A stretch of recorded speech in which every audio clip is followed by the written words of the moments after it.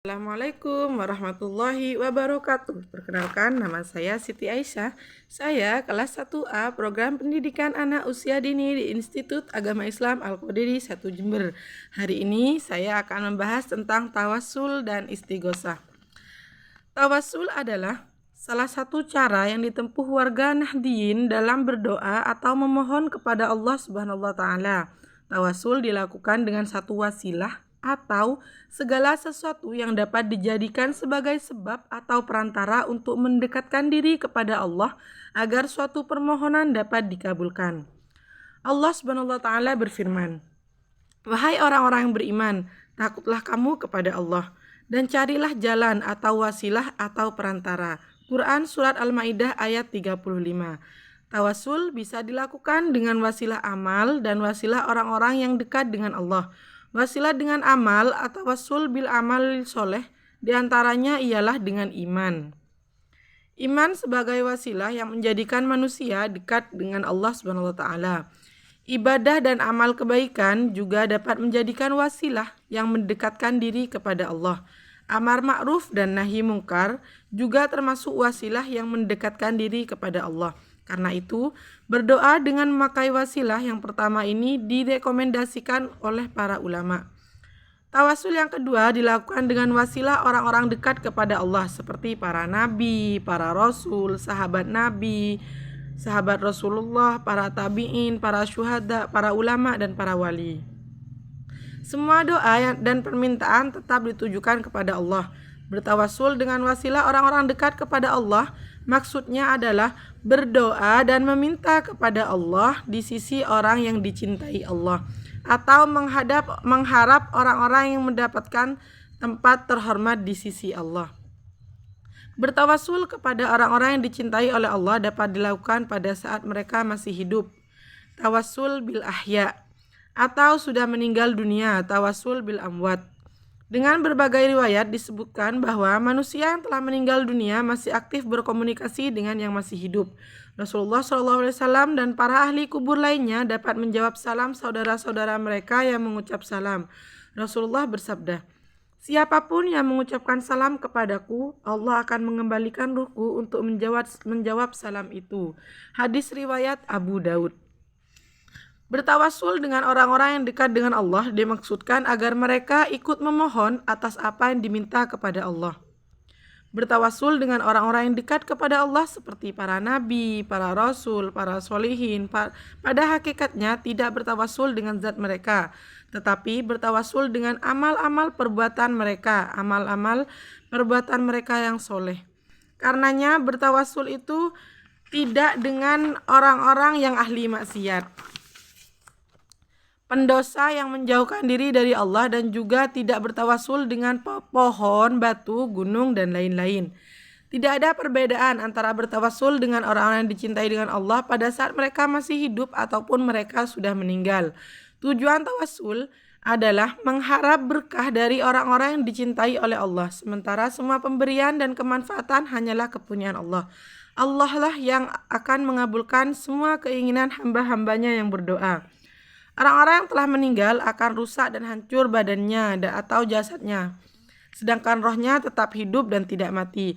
Mereka berada di alam barzah. Suatu riwayat menyebutkan bahwa di alam barzah Nabi Muhammad menyaksikan perilaku umatnya di dunia.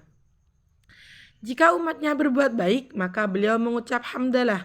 Jika mereka berbuat kejelekan, maka Nabi mintakan ampun kepada mereka. Subhanallah, begitu mulia sifat Rasulullah. Hingga beliau wafat pun masih tetap mendoakan umatnya.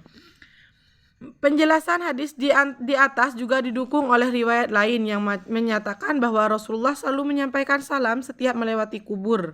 Ini menunjukkan bahwa ahli kubur pun menjawab salam yang diucapkan oleh orang yang masih hidup. Rasulullah SAW menyampaikan salam.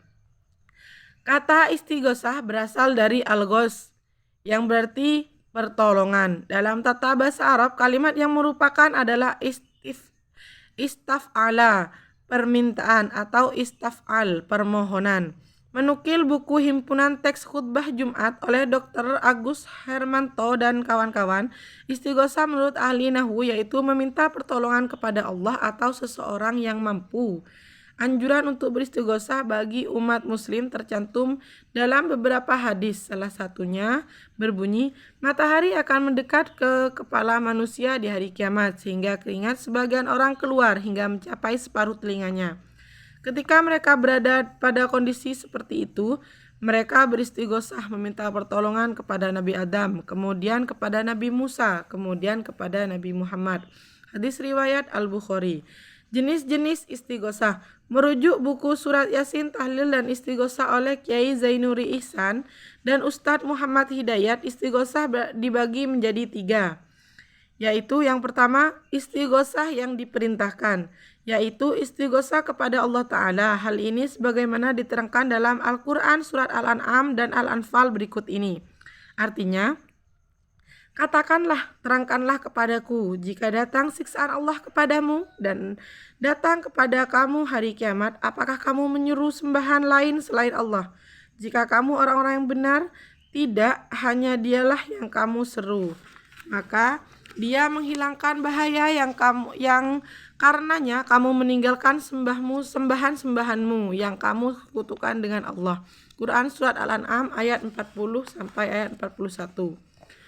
2. Istighosah yang diperbolehkan, yaitu istighosah minta bantuan kepada orang yang mempunyai sifat hayyun atau hidup, qadir atau mampu, dan ada di hadapan kita.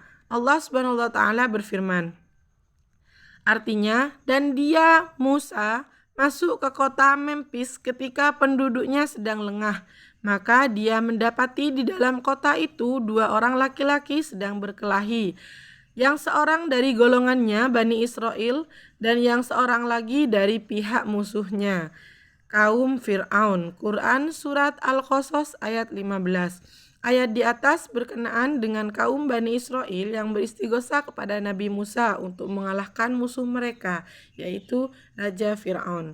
Yang ketiga, istighosah yang dilarang, yaitu istighosah kepada selain Allah, seperti kepada orang yang sudah meninggal, yang gaib, jin, dan lain sebagainya, atau manusia yang tidak ada di hadapannya, ataupun orang yang tidak mempunyai ilmu agama.